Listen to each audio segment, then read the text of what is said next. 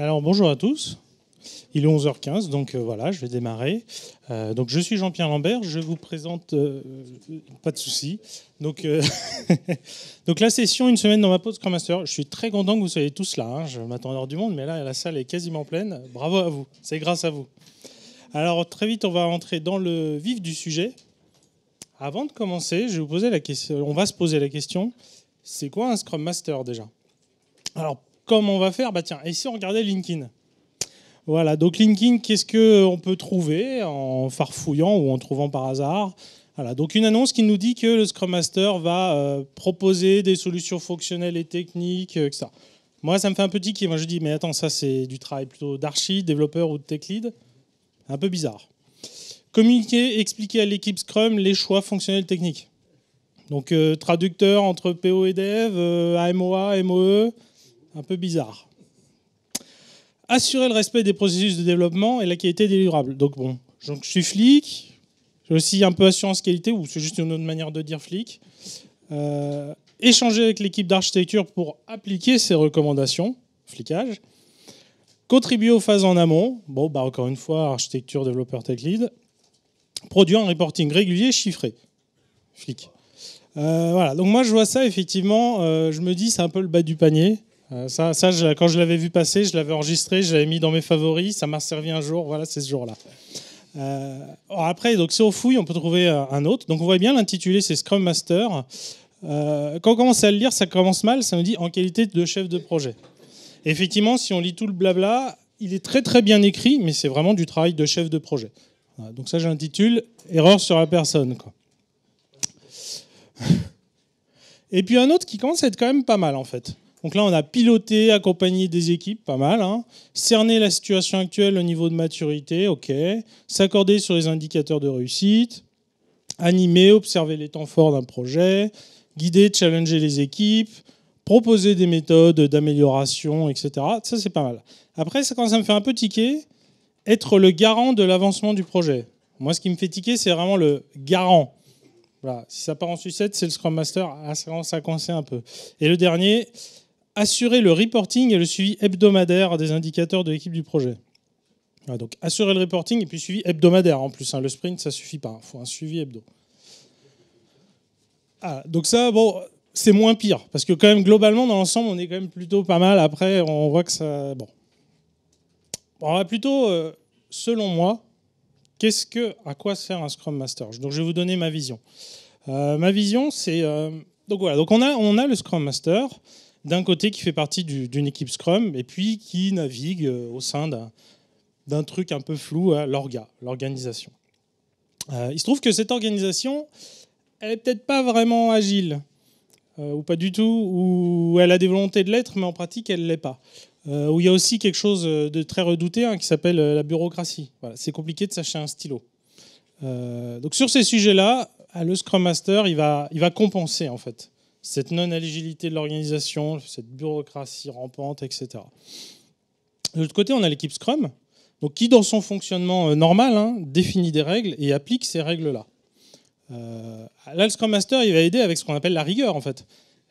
Donc le but n'est vraiment pas de donner des règles, c'est vraiment d'aider l'équipe à respecter ses propres règles qu'elle se fixe elle-même. La definition of done, c'est l'équipe qui l'a définie, mais il faut qu'elle le respecte. Et un autre élément, donc dans Scrum, on a évidemment les deux piliers principaux qui sont l'introspection et l'adaptation.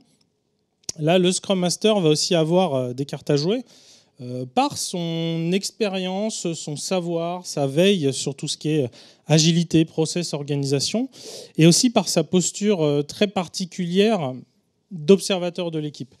Il est dans l'équipe, donc il voit réellement ce qui se passe, ce qui ne serait pas le cas par exemple d'un coach agile qui verrait les choses d'assez loin, et en même temps il n'est pas développeur, il n'a pas le nez dans le guidon. Donc il est vraiment à la lignée de je vois ce qui se passe et j'ai suffisamment de recul pour les voir. Donc du coup il va beaucoup aider sur le sujet d'introspection et d'adaptation. Donc pour qui je me prends? Voilà. Qui suis-je? En fait, la vraie question, c'est quelle est ma légitimité pour vous donner ma vision sur le rôle de Scrum Master. Donc voilà. Donc je suis Jean-Pierre Lambert. J'ai plusieurs casquettes dans la vie. Une de ces casquettes, c'est évidemment celle de Scrum Master. C'est dans ce rôle-là que je suis là aujourd'hui. J'ai une autre casquette, coach agile. Là, on dérive plus sur l'organisation et un accompagnement plus en pointillé par rapport aux équipes. Une casquette aussi de facilitateur test, un peu coach technique sur tout ce qui va être qualité, automatisation, etc.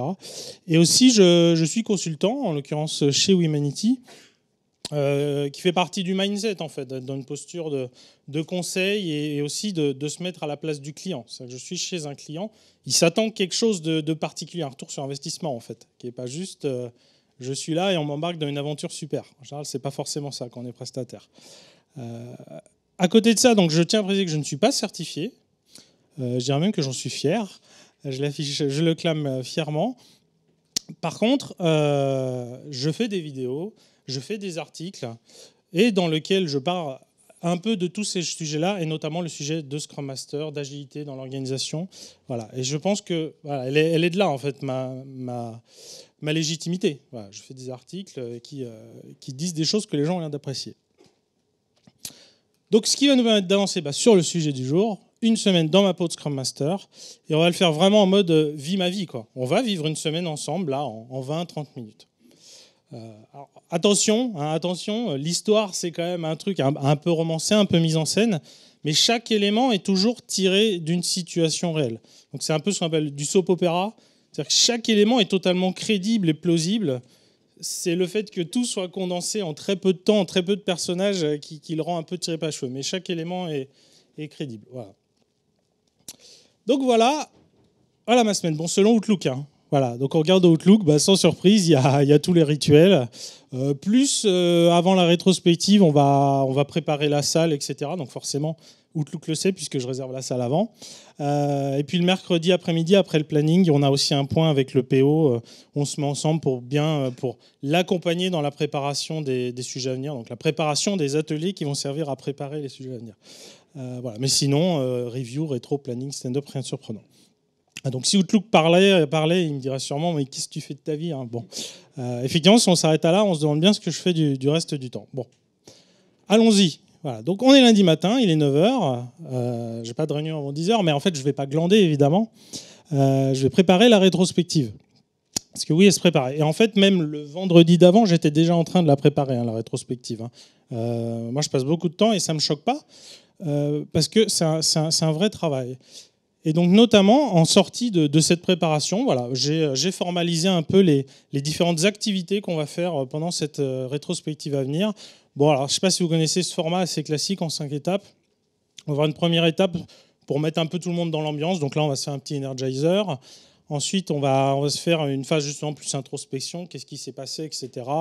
On va continuer de creuser, puis on va commencer à se dire, du coup, qu'est-ce qu'on peut faire comme action, et puis creuser jusqu'à avoir des actions concrètes qu'on peut prendre. Et puis on vérifie que la rétro s'est bien passée à la fin. Voilà. Donc là, les sujets qui nous intéressent, c'est notamment, donc voilà, on va se faire, on le verra plus tard quand nous serons mardi, en rétrospective. Alors, on va se faire quelque chose sur le thème des ombres chinoises. Il va falloir faire deviner les principes agiles avec des ombres chinoises. Et puis le cœur de la rétrospective, ça va donc être un squad health check, donc un atelier qui nous vient de Spotify, qui est une manière de voir comment l'équipe se situe, etc. Et qui peut donc nous servir de levier pour le reste de la rétrospective. On a constaté ça, comment on construit. Voilà. Donc on enchaîne, il est 10h, faut sortir le nez. Stand-up, donc dernier stand-up de l'itération terminant à 15h le lundi. Donc là, ça va être quoi le focus ? Là, le focus, c'est les gars, là, faut maximiser le don. Là, à 15h, l'itération, elle est finie. Arrêtez certaines stories s'il le faut, mais terminez-en le maximum. Démarrez rien de plus, etc. Tous les derniers jours de l'itération, c'est ce discours. Il est récurrent. On le ressort dans toutes les équipes. On le ressort dans tous les derniers jours. On le ressort à toutes les itérations. Donc voilà, et après déjeuner et puis un peu début d'après-midi, donc 15h, la review. Donc 2 heures la review. Parce que donc qu'est-ce que nous dit le Scrum Guide ? Qu'est-ce qu'il nous dit déjà ? Il nous dit qu'il écrit une page entière sur le sujet. Juste cette réunion-là. On a toute une checklist qui raconte tout ce qu'on est censé faire dans une review. Donc c'est bien pour ça que c'est une review et pas une démo. Parce qu'il y a énormément d'autres choses. On veut du feedback, on parle de la roadmap, etc. Et donc oui, pour une itération de 2 semaines, c'est 2 heures parce qu'il y a beaucoup à raconter, à parcourir, à échanger. Et donc du coup, le Scrum Master va bien sûr aider à vérifier qu'on suit le cadre, qu'on n'oublie rien, qu'on n'est pas juste sur ouais, on a fait ça, ça marche, on est content. Non, non, qu'est-ce que ça nous apprend sur le produit? Où est-ce qu'on va? Et ainsi de suite. Le Scrum Guide nous dit aussi que c'est une réunion informelle. Donc on le prend au mot, on ne fait pas de slide. En l'occurrence, on prend notre board. Comme vous pouvez le voir, on est avec un board physique. Donc on dépile le board, on prend les stories, voilà, on en est là, etc. On écrit directement les éléments pertinents sur le board, nombre de mises en prod, vélocité. On les mettra dans une feuille Excel plus tard, quoi. Mais là, voilà, on dépile, on additionne en live, pas besoin de trucs compliqués. La démo aussi elle-même est informelle, c'est-à-dire qu'on est là, on a envie de voir ce qui se passe, on se déplace, on va au poste du développeur, et il le lance, il nous montre ce que ça donne en fait. Et puis un autre point intéressant, c'est que voilà, on est tous là autour de cette review, de voir cette démo, on est très contents, mais ils sont où les sponsors, les parties prenantes, etc. Et là, c'est aussi un rôle où je me bats en fait pour qu'ils viennent. Ils ont du mal à venir tout le temps. Parfois, je les alpague dans le couloir. Il faut vraiment que tu viennes, c'est super important. Après, ils m'évitent dans le couloir, je ne sais pas pourquoi. Voilà. Et puis, accompagner aussi le PO, parce que c'est lui qui les invite normalement. Donc, le guider, qu'est-ce qui serait pertinent, qu'est-ce qui ne le serait pas. Et puis, encore une fois, aller harceler les sponsors pour qu'ils viennent, un travail passionnant. Et enfin, c'est le soir, donc 17h. C'est important, il faut partir tôt. Il faut partir tôt, il faut montrer l'exemple. Et qu'est-ce que nous dit le manifeste agile? On doit avoir un rythme de développement soutenable. On doit être capable de maintenir indéfiniment un rythme constant. Donc oui, on ne fait pas de rush, on ne fait pas d'heures sup. Ça doit arriver, ça doit vraiment être exceptionnel. Et donc oui. Bon, 17h, c'est cool là aussi, mais bon, non, c'est totalement pour montrer l'exemple en fait. Voilà. Alors mardi matin, donc la rétro va démarrer un peu plus tard, mais moi donc je suis déjà là, je vais dans la salle et je commence, je bouge les tables, je bouge les chaises, je prépare, je ramène plein de matériel, des cartons, des ciseaux, des machins, etc. Ça se prépare aussi dans la logistique. J'ai mis 2 heures sur le calendrier, c'est 1h30 plutôt. Et donc du coup on y va. Donc comme je l'avais dit tout à l'heure, on va se faire donc faire deviner les principes du manifeste agile avec un jeu d'ombre chinoise. Donc voilà, donc vous voyez, ils travaillent, etc. Là, ils commencent à faire les petites marionnettes. Et puis là, ils y vont, il faut deviner, etc. Et puis là, là, le message ne passe pas, et là, le message passe. Donc c'est le principe qu'il faut favoriser le dialogue face à face. Vous imaginez que ça crée de la bonne humeur, ça crée aussi des liens. Là, il y a un travail d'équipe, il y a du team building. Donc après cette bonne mise en jambe, donc on enchaîne sur le Scodis Check. Donc là, on voit à peu près à quoi ça peut ressembler. On a les 11 catégories et puis l'équipe va noter sur chaque catégorie avec feu vert, feu jaune, feu rouge, en fonction, évidemment, vous imaginez du niveau, comment ça marche. Et puis aussi une tendance. Est-ce qu'on s'améliore? Est-ce qu'on régresse? Est-ce qu'on est stable? Sachant que donc, dans tout ce processus-là, le Scrum Master, il est là. Il participe. Dans le Scrum Guide, c'est la seule réunion où justement il participe, où il n'est pas juste là pour faciliter, accompagner. Il y participe. On revient sur sa posture d'observateur. Il est réellement dedans. Et là, c'est le moment où il arrive et il vide son sac. Les gars, voilà tout ce que j'ai vu, que vous aviez peut-être pas vu parce que vous étiez le nez dans le guidon. Vous allez peut-être me corriger, je dis peut-être des bêtises, mais voilà, j'ai un input qui peut être pertinent d'avoir un autre point de vue. Donc oui, le Scrum Master vraiment participe. Et donc, bon. Du coup, le Scodis Check de cette fois-là, qu'est-ce qu'il nous a dit? Il nous a dit que vitesse, facilité à mettre en production, c'est clairement notre premier sujet sur lequel il faut qu'on s'améliore. Et on a aussi un point sur les compatibilités des process. On n'est pas top. Du coup, l'action, elle est claire. À 16h, on a mis une réunion, revue du process. On va parler justement de ce process de mise en production. Voilà. Donc là, on peut voir que le planning ne suit pas la rétrospective. L'équipe a fait le choix de se garder un temps mort entre les deux. Là, le mardi après-midi, ils font des dojos, ils échangent. Et là, en l'occurrence, ça nous sert à mettre des ateliers. Un autre point, c'est sur mission produit. On considère qu'on n'est pas encore... Il y a vraiment un besoin. Donc du coup, à 14h, on va aussi avoir un atelier vision KPI. Voilà pour la rétro. Donc on va déjeuner et puis 14h, atelier vision KPI. Donc là, on va se retrouver et l'équipe se définit un objectif au vu des contraintes, de ce qu'on lui demande, de d'où elle va. Là, on se dit, le focus, c'est vraiment qu'on a plein de trucs qui reviennent de prod et on n'est même pas capable de comprendre ce qui se passe. Voilà. Donc, objectif, aucun utilisateur sans réponse. Et qu'est-ce que fait le PO? Il l'imprime en gigantesque. Voilà, il fait toute la largeur de l'open space. Donc on ne peut pas l'ignorer. Et ça marche en fait. C'est-à-dire que l'autre intérêt du Scodis Check, c'est qu'on peut le faire régulièrement et du coup avoir un suivi sur le temps. Et on voit en fait là c'est le moment où on a fait ça en place, ben ça y est, la vision elle existe et elle est claire et elle est partagée. Qu'avant, en fait, on se disait quoi, ben, on ne voit pas où on va, ben, faut qu'on se prépare 2, 3, 4, 5, 6 sprints d'avance. C'est un boulot monstre pour le PO. Et ça ne change rien en fait. Ce qu'on veut, c'est pas connaître les marches en avance, c'est savoir ce qu'il y a au bout de l'escalier. Voilà, donc ça, c'est cool. Alors bah, du coup, j'ai rien à faire entre 15 et 16 heures. Bah, donc c'est le bon moment pour aller sur Office Depot et puis lister tous les stylos et post-it qu'on a besoin d'acheter. On peut débattre. Est-ce que ça fait partie du rôle de Scrum Master ? Sur le papier, non. Maintenant, ça fait partie du compenser la bureaucratie de l'orga. En gros, si je ne le fais pas, il n'y a pas de post-it dans l'open space parce que personne ne le fera. Donc 16 heures, revue process. Donc là, l'équipe se retrouve, échange et puis remet à plat en fait les différentes étapes du process de mise en production, toutes les choses qui doivent être faites, dans quel ordre, ainsi de suite. Et puis voilà, puis on se fait même un atelier un peu sympa, on dessine les différentes étapes, etc. Voilà, un truc un peu visuel et qui va nous servir. Parce que justement, le lendemain matin, avant le planning, du coup, voilà, moi j'ai ma petite heure le matin, j'aime bien faire un truc un peu, voilà, ma jeune visuelle, il n'y a personne dans l'open space, c'est pas mal. Et ben justement, ce travail qu'on a fait, voilà, on a fait un jeu de loi, on l'imprime en gros, et on met ça à côté du board, et qui nous servira du coup le lendemain au premier stand-up, et à chaque stand-up, pour faire le suivi des releases dans le cadre du stand-up. Alors, le planning, donc de 10 à 12. Alors, qu'est-ce qui est important en fait, c'est que dès qu'il y a quelqu'un qui arrive dans l'équipe, voilà, je lui dessine à peu près ça et je lui explique. Voilà, donc quand on démarre le sprint, si on commence à droite, quand on démarre le sprint, on a vraiment prévu dans le détail, on a fait les tâches techniques. Ce qu'on fait pendant le sprint planning, même la deuxième partie du sprint planning, si on est précis. Mais parfois, en fait, ça s'improvise pas en fait. Il faut faire des investigations techniques parfois en amont pour savoir comment on va s'y prendre. C'est pour ça qu'encore en amont, il va y avoir une présentation des sujets. Donc voilà, le sprint planning, c'est vraiment qu'un élément. Il y a tout ce qui est en amont. Les sujets, on les montre un peu en avant pour que l'équipe puisse les préparer et qui font la continuité avec les refinements. Donc voilà, il y a des étapes, on va creuser le fonctionnel, puis le technique, ainsi de suite. Bon, après, il n'y a pas grand-chose à dire sur cette réunion-là. C'est Scrum Guide, ça y va, les équipes y arrivent assez bien. Mais par contre, quand je reviens après manger, c'est le moment de faire la Scrum Police. Parce que les gars, là, est-ce que vous avez tout fait ? Vous avez rempli votre board ? Il est où l'objectif d'itération ? Il y a toutes vos stories, il y a des points sur les stories, vous avez vos critères d'acceptation, il y a les tâches techniques. Voilà, bon. Alors, en mode police, c'est un peu bête.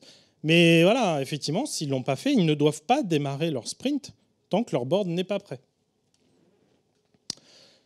Donc ensuite, donc 15 à 17, donc la fameuse réunion que Outlook connaissait donc, avec le PO sur préparer les refinements, les backlog grooming à venir. Donc, un des focus sur lequel j'apporte, c'est quoi le mindset qu'on a dans ces grooming, dans ces refinements ? On y va, voilà. Est-ce qu'on a une opposition un peu classique MO-MOA ? Non, mais c'est bon, quoi. Tes critères d'acceptation, ils tiennent pas la route. Va bosser, quoi. Ou non, on collabore, en fait. On se met tous autour de la table et on rend le sujet prêt. Voilà, donc ça, c'est ce qu'on appelle la posture des trois amigos avec 3 rôles classiques, le business analyst PO, l'expert technique développeur et le testeur. Vous pouvez rajouter d'autres, vous pouvez rajouter un UX, un exploitant en fonction de votre équipe, mais c'est cette idée-là de le refinement, on doit avoir tous les rôles, les compétences de l'équipe et vraiment ce mindset collaboration. Donc ensuite, il se trouve qu'en termes de sujets à venir qu'a le PO, on a un gros sujet qui arrive, vraiment presque un changement de projet en fait, tout un backlog. Alors, du coup, ça veut dire qu'on a envie de construire une roadmap. On a énormément, on a 20, 30, 50 user stories. Du coup, planning poker à 5-10 minutes la story, ça ne va pas le faire. Donc là, justement, on se dit, on commence à imaginer comment on va préparer un extreme quotation. Donc là, un atelier où finalement, on met les points sur la table plutôt que et on bouge les stories sur la table plutôt que de faire le planning poker sur les stories individuelles. Donc ça, vraiment, c'est très efficace. En 20 minutes, 30 minutes, 1 heure max, vous avez littéralement chiffré un backlog entier. Ça peut être 20, 50, 100 stories. Ça marche vraiment très bien quand c'est en phase de démarrage comme ça et on a besoin de faire une roadmap alors qu'on part de rien, quoi. Donc ça, c'est un peu plus lointain, un peu plus proche de nous. On a les sujets de l'itération prochaine, où là, l'enjeu est plus de le rendre ready. C'est pas juste de se mettre d'accord vaguement sur ce qu'il va faire et un macro chiffrage. Il faut qu'on puisse démarrer le travail dessus. Donc là, un autre atelier, ça va être l'example mapping, qui est une forme de définir. En gros, on liste les règles métiers. Sur chaque règle métier, on met une liste donc d'exemples. C'est des critères d'acceptation, c'est des choses. Voilà, quand il se passe ça, il doit arriver ça, avec le ça étant des choses très très concrètes. À 12h, ça sonne midi. Et donc ça, vraiment, c'est très très très puissant comme atelier. Déjà, la collaboration, voilà, c'est vraiment un atelier qui va avoir, je pense, ce mindset 3 amigos. On est tous autour de la table, on manipule du papier, etc. On va être efficace aussi. Au début, on a commencé à se mettre d'accord. Après, on continue de remplir la map un peu chacun dans son coin, puis on recoupe, etc. Et puis, rigoureux, en fait. Parce que quand la carte, elle est finie, quand l'atelier est fini, c'est-à-dire que sous chaque règle métier, on a listé les exemples, on a listé les critères d'acceptation. On a exhaustivement tous les critères d'acceptation, voire tests d'acceptation, si on les automatise. Donc voilà, donc efficacité, rigueur et collaboration, c'est vraiment un super atelier. Et évidemment, on est content que le Scrum Master soit là pour l'expliquer, pour le cadrer, pour l'animer et faire qu'il y ait du rythme et que ça avance vite, quoi. Alors, le jeudi matin. Donc justement, alors là, en fait, suite aussi avec les échanges avec le PO, on s'est rendu compte qu'il fallait aussi faire un peu de ménage dans le backlog. Donc voilà, donc du coup, on fait un peu de ménage dans tout ce qui est management visuel, etc. Voilà, le PO, c'est dire non, on dit ça, c'est un vieux truc, ça sert à rien, ça on le fera jamais, ça reviendra si c'est important, etc. Et donc le premier stand-up de l'itération, donc c'est celui. Alors, pardon, excusez-moi. Juste un petit focus sur comment on fait le déroulé. Donc, on ne fait pas le fameux tour avec les 3 questions. On fait plus ce qu'on appelle walk the board. Voilà, on fait le tour du board. On dépile de haut en bas, sachant que la priorité en haut est toujours plus importante. Et en particulier, on a mis les mises en production sur les petites lignes encore avant les user stories de l'itération. Donc, le plus important, c'est déjà de mettre des choses terminées en prod. Ensuite, on a user story dans l'ordre. Donc, c'est-à-dire que très, très naturellement, là, on revient sur maximiser le don, patati, patata. Là, déjà, l'équipe le voit quand un mec il démarre une story en bas parce qu'il raconte pas sa vie. Non, non, on fait le tour du board. On en parle à la fin après avoir sauté 2 stories. Ça saute au nez de tout le monde. Il n'y a pas de doute, quoi. Donc ça, c'est un moyen fort de driver tout ça. Et on se fait aussi des objectifs quotidiens. Là, on voit en haut, il y a sur le post-it un peu plus grand, l'objectif d'itération. Et sur les petits, c'est l'objectif quotidien. Chaque jour, on se donne un objectif. Voilà, aujourd'hui, il faudrait que demain, on ait ça. Voilà. On sait qu'on fera d'autres choses, mais ça, il faudra vraiment que ce soit fait. Donc ça, c'est très, très puissant. Et donc, du coup, c'est ce que j'allais dire tout à l'heure, et on inaugure donc ce board avec les releases. Donc là, voilà, on les met dessus. Là, maintenant, le process, on le suit forcément, parce que les étapes, on les passe physiquement.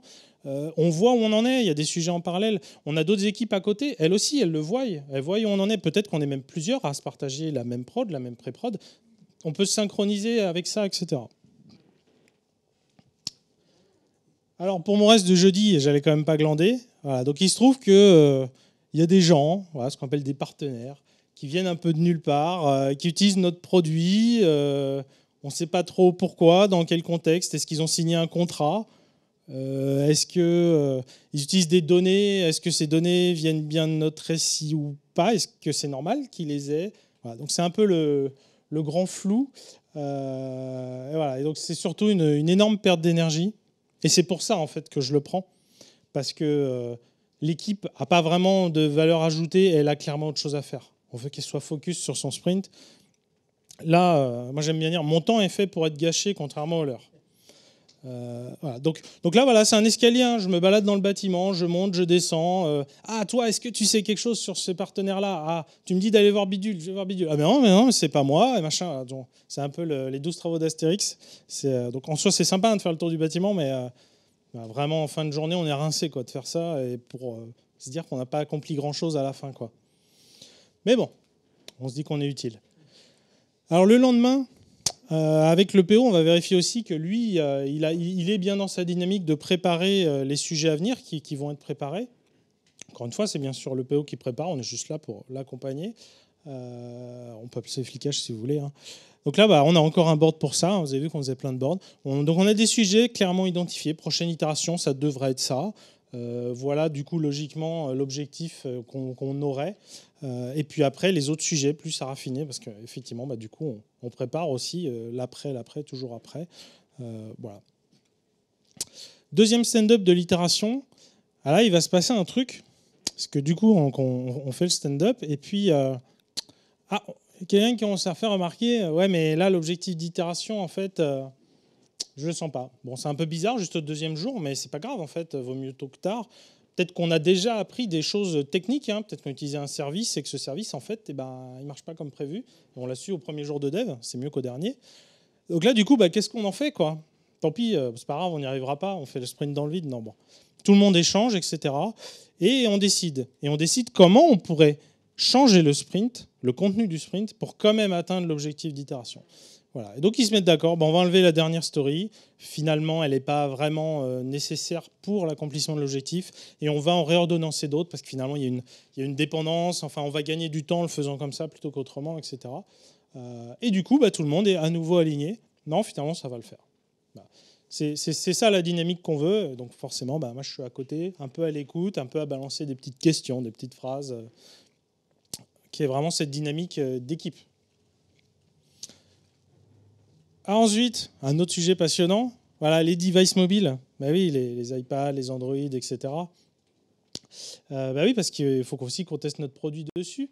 Du coup, comment on fait ? Parce qu'en fait, c'est encore une fois un sujet où on perd beaucoup d'énergie, quoi. Parce qu'il faut voir l'orga derrière. C'est que, ah ouais, mais attends, ça c'est du budget, quoi. Ah non, mais 600 €, là, ça passe pas dans des petites dépenses, en fait. On est obligé de le provisionner, ça doit passer sur le budget d'après, etc. Puis il y a tout un process. Qui décide des devices qu'on achète ? Qui décide des devices qu'on met à jour ? Et ceux qu'on garde en vieille version, parce qu'il y a aussi les versions, et ainsi de suite. Donc clairement, c'est des sujets qui ne se portent pas en une itération, contrairement aux actions de rétrospective, normalement. Voilà, donc du coup, je prends pour essayer d'avancer ce sujet très usant, très long. Voilà. Ensuite, papotage. Ah, ça y est, j'ai enfin un peu de temps libre. Du coup, qu'est-ce que je vais faire ? Déjà, je vais aller voir les autres équipes qui sont dans le bâtiment, puis on va un peu échanger. Je vais raconter mes bonnes pratiques, je vais prendre des leurs. Donc là, on a deux exemples. Voilà, une manière de formaliser un peu les règles de mise en production, et puis un autre board sur voilà, les points bloquants, bien les noter pour que du coup on puisse faire un peu une réponse proportionnée à l'effort de problème qu'on a, et ainsi de suite.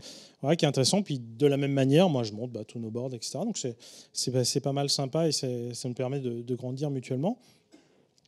On a aussi une partie un peu espionnage. Voilà, on se balade dans les salles, on a des trucs. Ah ah, ça y est, il y a un appel d'offres pour l'achat des devices. Yes. Il y a aussi Slack qu'on était en gratuit depuis longtemps et tout. Ah ça y est, ça va passer. Des infos entre guillemets que je devrais pas avoir besoin de les choper en douce, quoi. Mais voilà, c'est un fait. L'orga étant comme ça, c'est la machine à café, quoi, qu'on a l'info. Voilà, ou en se baladant, en chopant des trucs en douce. Bon. Et du coup, le dernier sujet de la semaine, avant de partir à 17h, le mail hebdo à l'équipe. C'est cette idée qu'on revient sur cette posture d'observateur, d'aider l'équipe à faire l'introspection, adaptation. Finalement, pourquoi attendre la rétro ? Donc l'idée, c'est voilà, chaque semaine, j'écris un mail, je raconte voilà ce que j'ai vu cette semaine. Vous en faites ce que vous voulez. Je me suis peut-être complètement vautré dans mon analyse, mais voilà, là vous avez galéré sur tel sujet, mais vous avez bien géré. Vous étiez comme une équipe. Vous avez pris le truc, même si c'était relou. Bien joué. J'ai vu que vous faisiez une réunion sur un truc. J'ai pas trop suivi. Je dirais bêtises, mais pensez à ça. Vous en faites ce que vous voulez. Voilà, dans cette logique de jour d'observateur et de partager.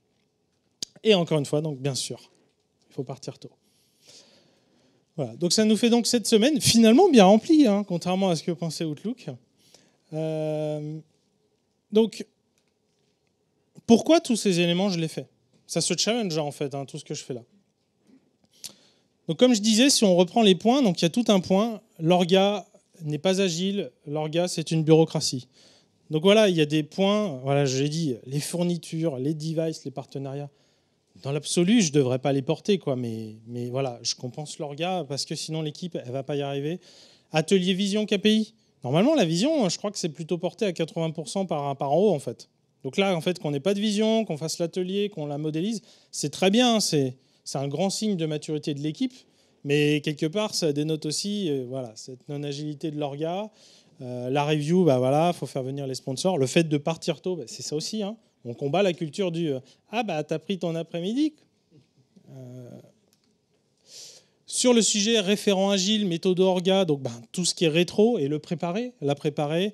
Bon bah voilà, tous les rituels, planning, etc. Aider le PO à préparer du coup les sujets à venir, faire les ateliers, etc. Tout le management visuel, les ateliers, la revue de process, voilà, échanger avec des collègues sur leurs bonnes pratiques, ainsi de suite. Et sur le sujet donc garde-fou de l'équipe, voilà, aider l'équipe à être rigoureuse. Voilà, stand-up à chaque fois, on a une phrase. Respectez bien la priorité, pensez que c'est la fin, et ainsi de suite. Voilà, Scrum Police, en mode bête et méchant. C'est ça notre agreement, quoi. Vous démarrez pas le sprint tant que votre board n'est pas comme ça. Le board doit être comme ça. Ainsi de suite. Et alors, du coup, donc là, on a fini la semaine. Je vous pose la question, est-ce qu'il vous faut un Scrum Master? Parce que du coup, je me dis, si les gens sont là, ils ont envie qu'on les convainque. Alors, il y a une phrase un peu qu'on entend, c'est si l'équipe est mature, elle n'a pas besoin de Scrum Master. Moi, je la reformule. Effectivement, pouvez-vous passer de Scrum Master si votre équipe et votre orga sont matures. Et alors, franchement, que votre équipe soit mature, moi, je veux bien vous croire. J'en ai vu plusieurs, des équipes qui tournent du tonnerre, qui sont matures, qui arrivent bien. En général, elles sont même très, très porteuses de l'agilité. Après, plein de niveaux, tout ce qu'on veut. Mais franchement, l'orga, que l'orga soit mature, là, j'en ai vu beaucoup moins. Voilà, là, c'est peut-être le travers d'être consultant. Donc, on peut se poser quelques questions. Comment elle est votre organisation? Déjà, les achats, est-ce que c'est plus bureaucratie ou start-up? En start-up, c'est j'achète un stylo, je me le fais rembourser. Et, voilà, pas de problème, quoi. Ça marche tout seul. Ça pourrait être, c'est dans une armoire, je prends, je me sers. Les roadmaps, est-ce qu'il y a des dates ou il n'y a pas de date? Voilà. Et dans la même logique, est-ce que c'est des fonctionnalités ou des résultats? Finalement, est-ce qu'on est en mode non, on a une roadmap, chaque chose doit sortir à telle date, et finalement, quelque part, la valeur et le feedback, c'est pas très important. Ou non, on doit sortir, on doit améliorer tel KPI et on fait de notre mieux, quoi. Et puis quand on a un problème, est-ce qu'on cherche plutôt un coupable ou une solution? Est-ce qu'on a un focus sur ce problème? Voilà, on le corrige et puis c'est tout. Ou sur le process? C'est-à-dire que l'effort, on le met surtout à faire en sorte que le problème ne se reproduise pas. Normalement, tout l'enjeu de la rétro et du format évolué, c'est ça, c'est d'aller au fond des choses et d'améliorer le process. Bon, alors, si ça ne vous convainc toujours pas, on va être encore plus terre à terre. C'est que le Scrum Master, donc, il peut servir à faire qu'on ait une équipe qui soit efficace rapidement. Si votre équipe, vous le considérez comme un investissement, ce n'est pas forcément le meilleur mindset, mais c'est quand même ça dans beaucoup d'endroits. Voilà, c'est un centre de coût. Dites-vous que Scrum Master, c'est personne qui va faire qu'on va avoir un retour sur investissement. Rapidement, en fait. L'équipe, elle a besoin. Elle a besoin. Ça dépend où elle en est, en fait. Mais vous formez une nouvelle équipe, les gars, ils ne se connaissent pas. Ils ont divers niveaux de maturité, que ce soit sur le fonctionnel, sur la technique, sur l'agilité. Sans lien, on peut attendre longtemps avant qu'on ait une équipe vraiment très productive. Et là, justement, l'efficacité de l'équipe, on va avoir tout un ensemble de thèmes sur poser un cadre. On pose un cadre, on a des réunions, effectivement, planning, on ne démarre pas une story qui n'est pas ready. Et ça, c'est super important dans le fait que l'équipe arrive à livrer ce qu'elle a. Donc là, il y a quand même pas mal de choses. Et puis, l'aspect un peu bouclier, tout l'aspect orga qu'on compense. C'est ça, oui, parce que si l'équipe elle doit se battre pour acheter des devices et des stylos, elle ne produit pas pendant ce temps-là. Il y a aussi un autre thème qui est l'excellence, en fait. Là, peut-être que vous voulez être le Google ou l'Amazon de votre niche, ce que je respecte et je vous y encourage. Et là, finalement, le focus, c'est plutôt de se dire, non, mais l'équipe, en fait, c'est notre cœur de métier. Ce qu'elle produise, c'est ça le plus important. Donc, en fait, cette équipe, c'est le fondement de notre entreprise. Donc, le Scrum Master, il va aider à faire que donc, le business s'améliore. Donc là, on va être plus sur la dimension, faire monter l'équipe vers l'excellence. Donc là, les sujets qu'on va avoir, tout ce qui est faire monter l'équipe en autonomie, puisque l'autonomie est fondamentale en fait dans tous ces sujets de l'équipe qui s'approprie le produit, qui a une vraie vision, etc. Et puis on va avoir les sujets, justement, le focus produit. Voilà. Donc on voit qu'à chaque fois, je coche pas mal de choses. Moi, je suis persuadé que je sers à quelque chose. Donc voilà. Donc je résume tout ça ensemble. Cadre, bouclier, autonomie, focus produit. C'est ce qui fait que concrètement, l'équipe, elle va être efficace rapidement et qu'ensuite, elle pourra même continuer de monter jusqu'à l'excellence. Voilà, c'était ma slide d'efficacité. Et alors juste pour terminer rapidement, quelques situations un peu à éviter pour le Scrum Master. Donc on a le Scrum Master qui est partagé entre deux équipes, plusieurs équipes. Du coup, est-ce que c'est un cochon ou un poulet? Donc ça, c'est dans Scrum, on aime bien dire le cochon, il est vraiment dans l'équipe, il a son bacon à perdre, si le projet se plante, il se plante avec. Ou les poulets, quoi, il fait que passer, il balance des œufs. Et qui est un peu la différence qu'on aurait entre un Scrum Master et un coach, qui est sur une autre forme de mission, hein, le coach. C'est compliqué de faire les deux. Et à la limite, imaginons, il a les épaules larges, il est senior et tout, il y arrive à peu près. N'oubliez pas qu'il y a l'orga en plus. Et là, vous rajoutez l'orga, ça bouffe énormément de temps. Du coup, c'est quand même franchement pas simple.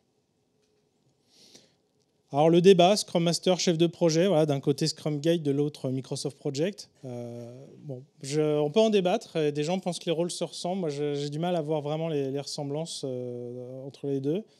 Mais voilà, prenez pas un Scrum Master pour le chef de projet. Parfois, c'est utile. Hein, ou à l'inverse, un chef de projet pour un rôle de Scrum Master. On a l'équipe où on se dit, bah tiens, on a déjà une personne identifiée dans l'équipe un peu spéciale, c'est le tech lead, autant que ce soit elle le Scrum Master. Donc je rappelle que le tech lead, on s'attend à ce qu'il soit quand même bon sur la technique et qu'il reste bon, il fait sa veille, etc. Il a un rôle de manager. Hein. Il cadre un peu ses collègues. Il voit, écoute, je vois que tu es un peu trop sur... tu es trop attaché à ton code, donc on va travailler ça va te faire progresser. Et puis une vision produit, parce qu'en général, qui c'est qu'on va voir dès qu'on a une question, qu'on fait un peu le pont entre produit et technique? C'est le tech lead. Un bon tech lead, on s'attend à ce qu'il y ait une vraie sensibilité produit.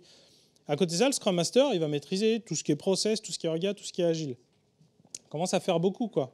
C'est-à-dire que les deux, en fait, prennent vraiment beaucoup de temps. Donc tout ensemble, le mec, soit en fait, il ne fait pas les deux, soit il explose. C'est le fameux super-héros. En général, c'est un mauvais pattern de se dire on va chercher un super-héros pour notre équipe. On a le cas aussi où là, c'est juste un développeur. Il y a le chef qui arrive qui dit ah bah tiens, toi, tu seras Scrum Master. Il se trouve que cette personne, lui, son kiff, c'est le dev. Et il n'a rien contre l'agilité. Hein. Il aime travailler en agile, mais voilà, il ne va pas faire la veille agile, quoi. Il n'a pas envie de devenir Scrum Master, en fait. Donc là, forcément, on n'est pas non plus sur des bases pour que ça se passe très, très bien. Ou on a la variante, peut-être qu'il est motivé, mais on ne l'accompagne pas. Voilà, on ne met pas de coach, on ne met pas de formation, etc. Bon, ça peut marcher, c'est un peu mon histoire à moi, en l'occurrence, mais voilà, autant se donner des billes pour y arriver, quoi. Et donc, du coup, la vraie conclusion, donc je vous remets mes slides importantes.